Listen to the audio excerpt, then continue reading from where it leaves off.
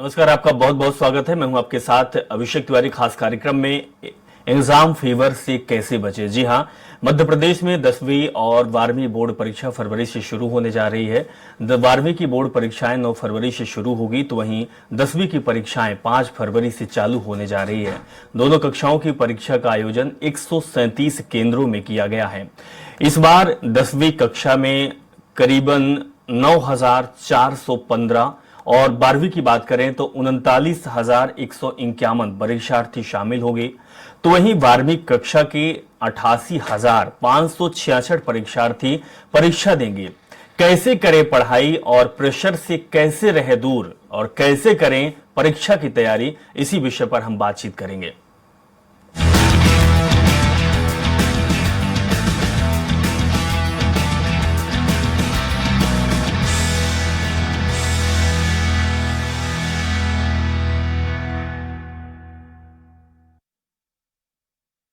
चलिए इसी विषय पर बात करेंगे कि आखिर एग्जाम फीवर से कैसे बचे। जी हां, जब परीक्षा का समय होता है तब बच्चों में बहुत ज्यादा प्रेशर होता है।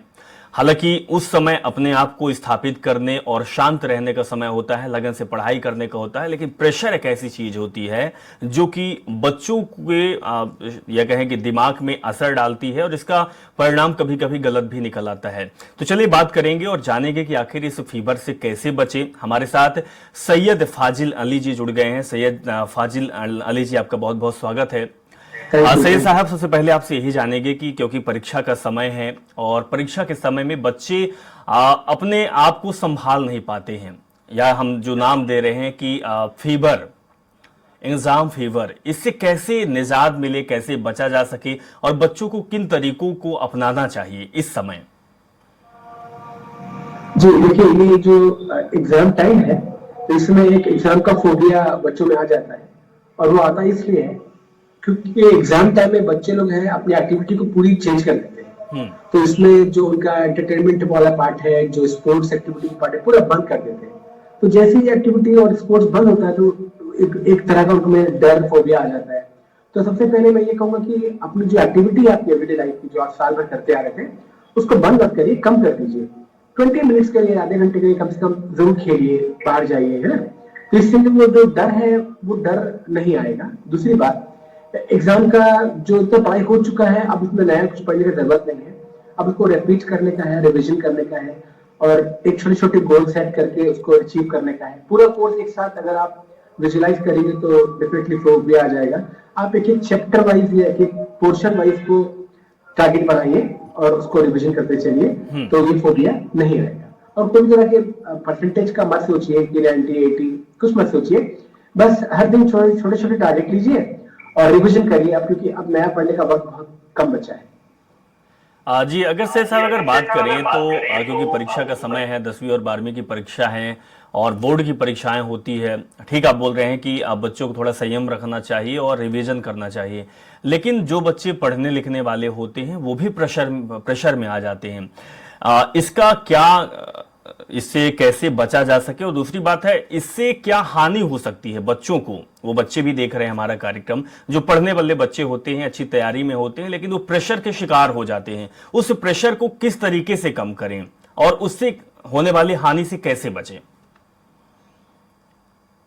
अगर जो बच्चे पढ़ भी लिए हैं फिर भी प्रेशर लेते हैं, तो इससे इनके एग्जाम हॉल के अंदर में होगा क्या, इनका मिसिंग होगा, हाईजेक होगा पोर्शन, रिकॉलिंग कम हो जाएगी, रिटेंशन कम हो जाएगा, फॉरगेटिंग बढ़ेगी और वो आंसर का जो एफिशिएंसी ऑफ आंसर है वो उनकी कम हो जाएगी। इतने सारे नुकसान हो जाएंगे अगर जो बच्चे अच्छे भी हैं लेकिन प्रेशर ले लिए हैं।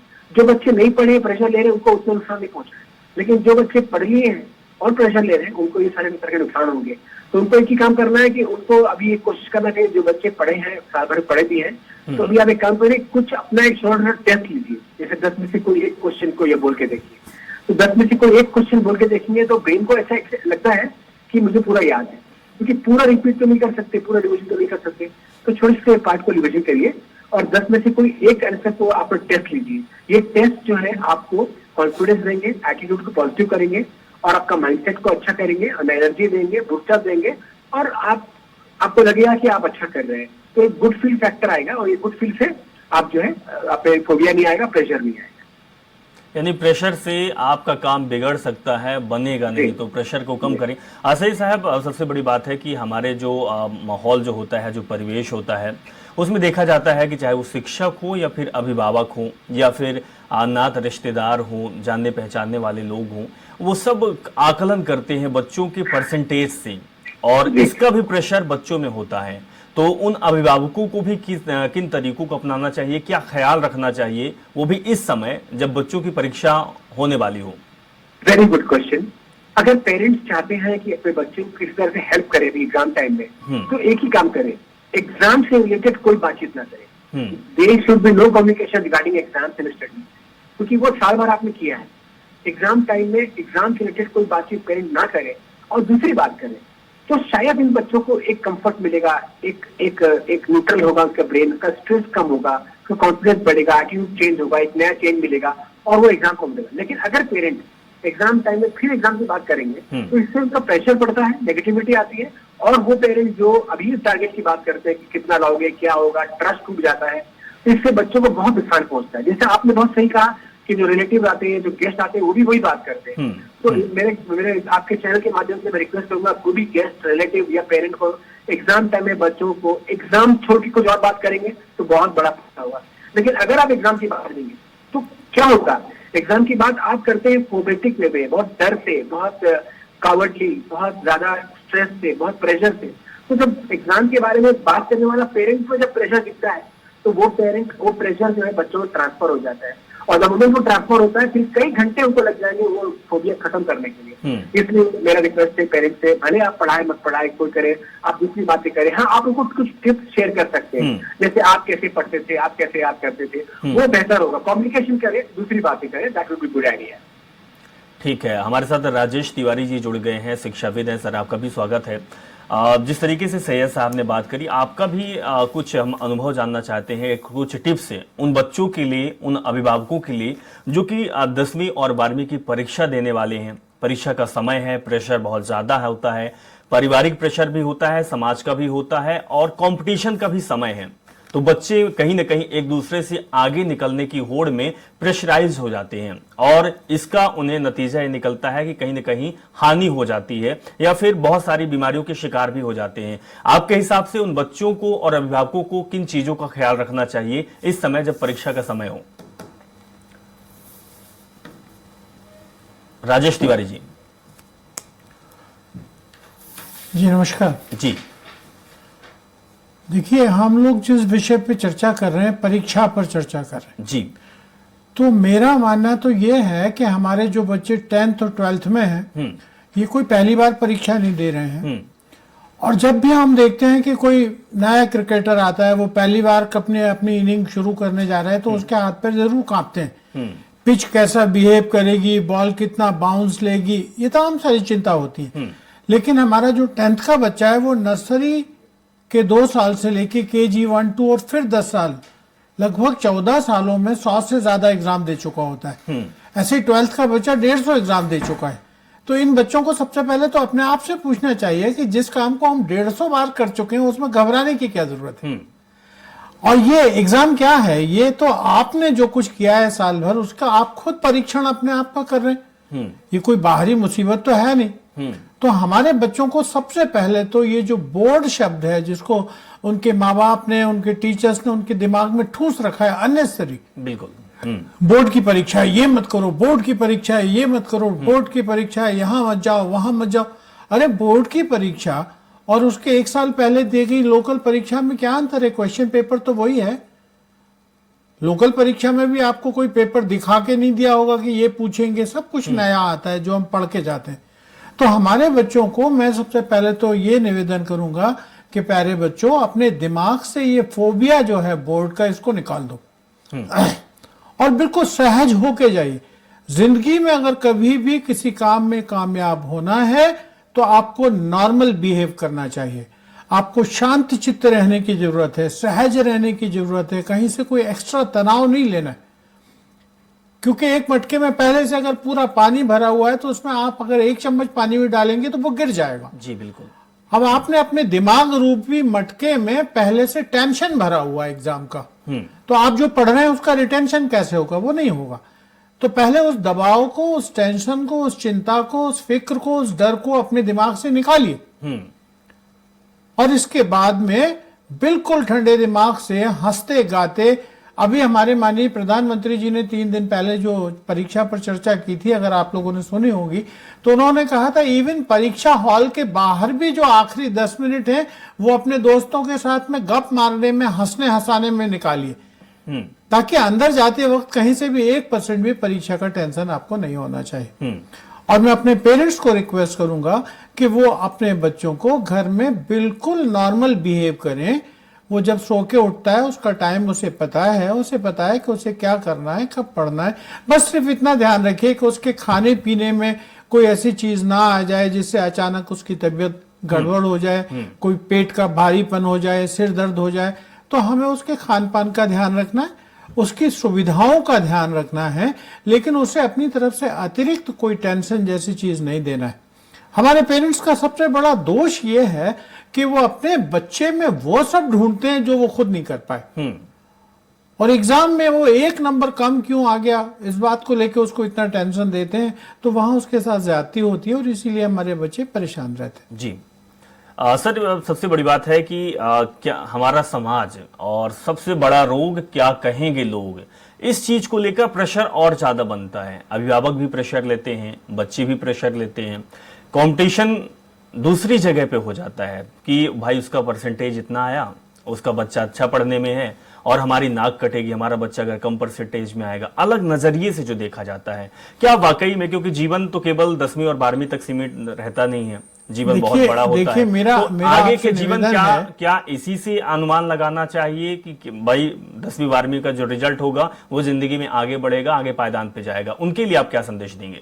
देखिए ऐसा है, यहाँ पे अगर हम बात करें तो हम सिर्फ काउंसलिंग की बात करते हैं इस मामले में। हमें बच्चों से ज्यादा पेरेंट्स की काउंसलिंग करने की जरूरत है।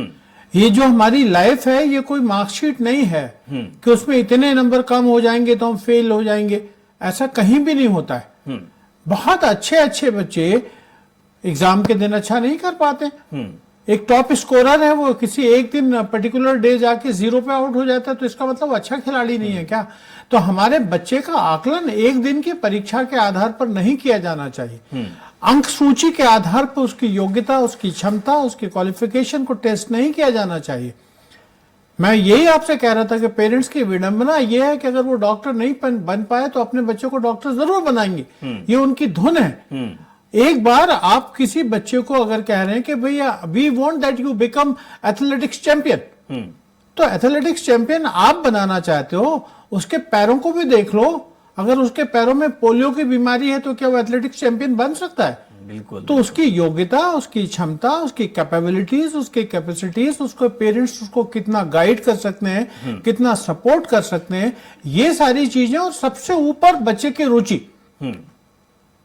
जरूरी थोड़ी है कि मैथमेटिक्स में 100 ला रहा है तो वो इंजीनियर ही बने। बिल्कुल। वो बहुत अच्छा पेंटर बन सकता है, फोटोग्राफर बन सकता है, खिलाड़ी बन सकता है। तो उसको उसकी अपनी पसंद की दुनिया में जाने दें, उसके ऊपर अतिरिक्त बोझ मत बनिएगा आप लोग। आप लोग जो 99-100 की बात करते हैं, यहाँ 99-100 के फेर में अच्छी प्रतिभाओं को आप फांसी के फंदे तक पहुंचा देते हैं। उसको कंपेयर मत करिए किसी से, क्योंकि हर एक इंडिविजुअल अपने आप में यूनिक है। एक आदमी में जो खूबियां हैं वो दूसरे में वैसी की वैसी मिल जाए जरूरी नहीं होता। आपको जो उसके कम नंबर दिखते हैं, उसकी तमाम सारी दिखती हैं, स्कूल में इसके अचीवमेंट नहीं है, बहुत सारे सर्टिफिकेट्स नहीं लाता है, लेकिन वो बहुत अच्छा बच्चा है, उसमें दुनिया की बहुत सारी खराबियां नहीं है, वो बहुत डिसिप्लिन्ड है, वो अपने माँ बाप की बहुत अच्छे से बात मानता है, जो काम उसे दिया जाता है ईमानदारी से करता है। सिर्फ परीक्षा में अच्छा नहीं कर पा रहा है तो उसको आप खराब आदमी का लेवल मत लगाइएगा। मैं हमेशा से ये कहता आया हूं और आज फिर कह रहा हूं कि हमारे पेरेंट्स को इस बात को समझने की जरूरत है कि हम बच्चे की मार्कशीट को फोकस करके उसका मूल्यांकन नहीं करेंगे। हम उसे अपनी पसंद के रास्ते पर नहीं धकाएंगे। उसकी जिंदगी उसे अपने हिसाब से जीने दीजिए, और अगर वो कोई भी काम अपनी पसंद का करेगा तो बेहतर करेगा।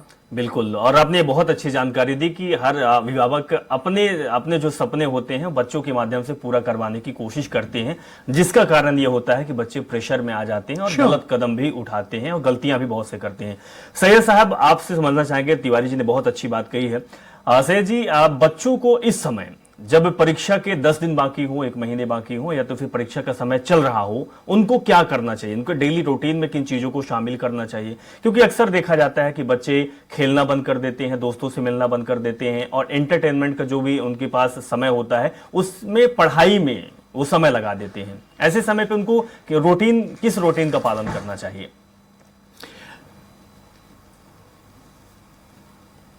बंद नहीं करना है, कम करना है, भले आधा घंटा खेलें मगर वो जरूरी है। तो इससे क्या होगा, उनके ब्रेन में एक रिफ्रेश होगा, ब्रेन एक नई एनर्जी फॉर्म आएगी, एक बोर्डम फील होगा और डर खत्म हो जाएगा। इसके बाद एक्टिविटी की बात करेंगे तो छोटे छोटे स्लॉट बनाएंगे, 22 मिनट से ऊपर की नहीं। एक स्लॉट सिटिंग जो होगी 22 मिनट की होगी और फिर ब्रेक होगा। एक साथ लंबा 1-2 घंटे पढ़ने से क्या होगा कि एक बार कंसंट्रेशन साइकिल टूट जाएगा, फिर से नया कंसंट्रेशन साइकिल बनाने में बहुत देर लग जाएगा या फिर थोड़ा बोझिल हो जाएगा। तो छोटे छोटे साइकिल बनाएंगे और उसको फ्रेम को अचीव करेंगे। और रिविजन जो है, बच्चे जो है कुछ नया पढ़ रहे हैं तो उसको पीक टाइम में पढ़िए, जैसे उनका मॉर्निंग आवर या इवनिंग या लेट नाइट आवर, तो पीक आवर तो वो। और बच्चे अपने बायोलॉजिकल क्लॉक को देखते हुए पढ़ाई करें, जिसकी जो बायोलॉजिकल क्लॉक जो साल भर की है। जैसे जो बच्चा रात के देर तक नहीं जाग रहा था वो रात तक मत जागे, वो सुबह पढ़े। और जिसकी आदत सुबह पढ़ने की है वो सुबह पढ़े, जिसकी आदत रात में पढ़ने की वो रात में पढ़े। उल्टा मत जाए, पहले ब्रेन साइकिल के उल्टा जाके मत काम करे, इससे बोझ बढ़ता है और लर्निंग थोड़ी इफेक्ट होती है। दूसरी बात, 22 मिनट का साइकिल बनाइए और उसको अचीव करिए और फिर नया साइकिल बनाइए। 25 मिनट 30 मिनट के बाद एक छोटा सा ब्रेक लेना जरूरी है। और ब्रेक में फिर पढ़ाई की बातें मत करिए, कुछ और करिए। रिविजन जो है वो आप जब करेंगे तो आप थोड़ा घूम के टहल पॉस्चर बदलेंगे, एक सिंगल पॉस्चर, क्योंकि बच्चा एक ही जगह बैठ के दिन में पढ़ता है तो उससे उसका जो है ब्लड सर्कुलेशन नहीं होता है, इससे भी कोई नुकसान पहुंचता है, तो बोर्डम लगता है या अनहेल्दी लगता है। तो मूव करके पढ़े, नया कुछ पढ़ रहा है तो टेबल पे पढ़े, अदरवाइज वो मूव करके पढ़े, हाथ में चिप टिप कर ले और वो गार्डन में आके भी रिविजन कर सकता है, फिर टॉपिक का नाम लिख के। और रिविजन को बहुत बोल बोल के मत करे, यानी कि ज्यादा लाउड साउंड में नहीं करे, इससे बच्चे को थकावट आ जाती है। तो रिविजन जो है वो क्वाइट कर ले, मतलब साउंड ना दे, बिना साउंड के रिविजन करे। और रिविजन देखिए क्या होता है, एक्चुअली रिविजन है वो रीविजुअलाइजेशन है, रेपिटेशन को रिविजन नहीं कहते। तो रीविजुअलाइजेशन होना चाहिए रिविजन में, तो इस तरह का आंसर को विजुअलाइज करता है, उसमें और कुछ ऐड कर सकता है और ग्रुप स्टडी कर सकते हैं। मान लीजिए कोई विषय है जो बहुत कठिन के लगता है तो उसके लिए कोई ग्रुप स्टडी करेंगे, दो बच्चे मिलकर पढ़ेंगे तो ज्यादा आसानी होगी। और इसके अलावा मैं ये कहूँगा कि एनर्जी लेवल को कायम रखिए, बीच बीच में कुछ चीज खाते रहिए, 3 मील के अलावा और भी कुछ जूस वगैरह फ्रूट्स वगैरह लेते रहिए। बिल्कुल फिक्र मत करिए, जैसे तिवारी साहब ने कहा, बिल्कुल फिक्र मत करिए, बस एकदम जॉयफुली रहिए, कॉन्फिडेंट रहिए। जो भी होगा कुछ अच्छा करना है तो अगले साल हम सोचेंगे, इस बार बस इतना ही जितना हमने किया है उसको हमें प्रेजेंटेशन करनी है। बहुत बहुत अच्छी जानकारी आपने दी। तिवारी सर, एक और बात है कि हम अभी बात कर रहे थे कि परीक्षा से पहले जो प्रेशर होता है, जो फीवर होता है, जो फोबिया होता है, आपने हालांकि बहुत सारी चीज़ें स्पष्ट भी कर दी हैं, अभिभावक भी समझ रहे हैं, छात्र भी सुन रहे हैं, समझ रहे हैं, लेकिन आपके जुबान से कुछ और भी सुनना चाहते हैं। अक्सर ये होता है कि जब परीक्षा का परिणाम आता है, परिणाम के समय अगर परसेंटेज कम हो जाता है, क्योंकि हर किसी का 100 में 100 नहीं हो सकता, 90 के ऊपर नहीं हो सकता, मीडियम वाले भी हैं और लो वाले भी हैं, पास हो जाते हैं, कुछ लोग फेल भी हो जाते हैं। लेकिन हम देखते हैं मध्य प्रदेश ही नहीं पूरे देश में रिजल्ट के बाद बच्चे गलत कदम उठा लेते हैं, सुसाइड तक कर लेते हैं, अपनी जान दे देते हैं। वो अभिभावक जो पहले उनको प्रेशर देते हैं वो बाद में अपने बच्चों तक को खो देते हैं, उनके लिए भी आपकी तरफ से एक संदेश। देखिए, मैं जब जॉइंट डायरेक्टर था तो एक बहुत बड़ा डिवीजन मेरे पास था जिसमें हजारों स्कूल थे। मैं अपने बच्चों से हमेशा एक कहानी सुनाता था अपने बचपन की, कि जब हम लोग परीक्षा दे के आते थे, रिजल्ट आता था, तो हमारे घर में माँ बाप हमसे ये नहीं पूछते थे कितनी डिवीजन, कौन सी डिवीजन। एक ही सवाल होता था, पास हो गए? और अगर कह दिया हाँ हो गए तो वो कहते थे जाओ हनुमान जी को एक नारियल चढ़ा दो। और अगर कहा नहीं पास नहीं हो तो कहते कौन सी चूड़ियां फूट गई, दोबारा बैठ जाना परीक्षा में। तो पेरेंट्स कितना लाइट लेते थे चीजों को, इसलिए बच्चों को कोई टेंशन नहीं था। आज की तारीख में ये है कि वो उसकी कमीज मेरी कमीज से ज्यादा चमकदार क्यों, उसके बच्चे को 99% है तो आपके 98 क्यों आए। आप जरा सोचिए, अगर पूरे प्रदेश में 10 करोड़ बच्चे भी हैं, 10 लाख बच्चे परीक्षा देते हैं जी, और उनमें से फर्स्ट डिवीजन कितने बच्चे आते होंगे? ज्यादा से ज्यादा तो 3 लाख 4 लाख। तो वो आपका बच्चा उन 30-40% बच्चों में है जो फर्स्ट डिवीजन ला रहे हैं। इसके बाद आपको उसकी फर्स्ट डिवीजन नहीं दिख रही है, आपको दिख रहा है टॉपर। टॉप 10 में सारे बच्चे कैसे आ सकते हैं बताइए?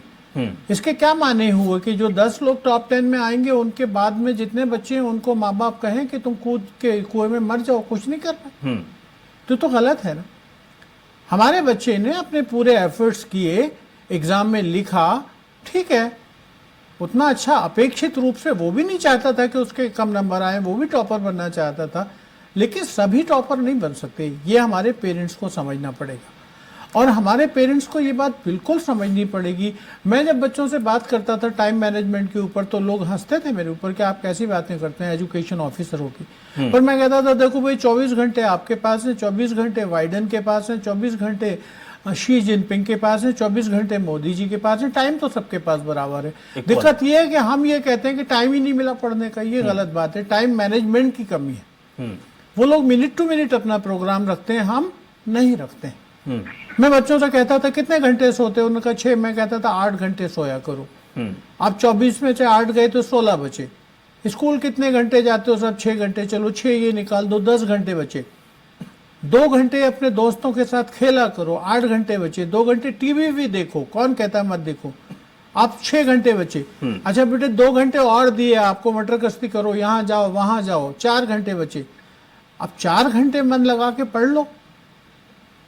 तो मैंने उनका कहीं टाइम कर्टेल नहीं किया, ना मनोरंजन कम किया, ना खेल कूद कम किया, ना उनका सोना कम किया, ना स्कूल जाने से उनसे कहा कि नहीं बिल्कुल बैठो घर में, अब स्कूल जाने की कोई जरूरत नहीं है, टाइम खराब मत करो। ये गलत बात है। बच्चे को लिबर्टी दो, उसको छोड़ दो, वो अपना अच्छा बुरा जानता है, उसको सिर्फ सपोर्ट करना है आपको। अगर वो कहता है मेरे पास फलां किताब नहीं है, आप उसे किताब मुहैया कराइए। अगर वो कहता है कि मुझे इस सब्जेक्ट में दिक्कत जा रही है, कहीं वो पढ़ने जाना चाहता है, उसकी मदद कर दीजिए, किसी सीनियर के साथ उसको बिठा दीजिए। तो इस तरह से अगर आप उसे फैसिलिटेट करते हैं तो ये तो आपका बड़प्पन है, ये आपकी पेरेंट की एक जिम्मेदारी है। और अगर आप उसे बात बात पे पिन करते हैं, फलां का लड़का तो ऐसा करता है, तुम कुछ नहीं कर पाए, तो उसमें सिवाय हीन भावना के, इंफीरियरिटी कॉम्प्लेक्स के और कुछ नहीं आएगा। और ऐसे ही सारे बच्चे होते हैं जो रिजल्ट आने के बाद में गलत कदम उठाते हैं। बिल्कुल सर। हमारे और बच्चे की जिंदगी से ज्यादा कीमती दुनिया का ना कोई सर्टिफिकेट है, ना कोई रैंक है। ये हमारे पेरेंट्स को समझना पड़ेगा। बिल्कुल। और हमारे समाज में और हम लोग देख भी रहे हैं कि बहुत सारी कहानियां और किताबें हैं जो कम पढ़े लिखे लोग हैं लेकिन बड़े पायदान पर पहुंच जाते हैं। 12th फेल, अभी एक मूवी भी बनी थी तिवारी सर की, उसमें एक व्यक्ति जो है वो 12th फेल हो जाता है, सेकंड टाइम में वो 3rd डिवीजन आता है, लेकिन वो IAS बनता है, मनोज शर्मा। तो ऐसे कहानियां भी हैं। हालांकि जिस तरीके से सैयद सर ने बताया है और तिवारी सर ने बताया है कि किस तरीके से आपको टाइम को मैनेजमेंट करना है बच्चों के लिए, और दूसरा अभिभावकों को परीक्षा के समय और परीक्षा के बाद, रिजल्ट के बाद भी बहुत सारी चीजों को समझना होता है। जिंदगी केवल परिणाम पर ही निर्भर नहीं है कि 10वीं और 12वीं के परिणाम सब कुछ बदल देगी। जिंदगी बहुत लंबी है, बहुत कुछ हो सकता है।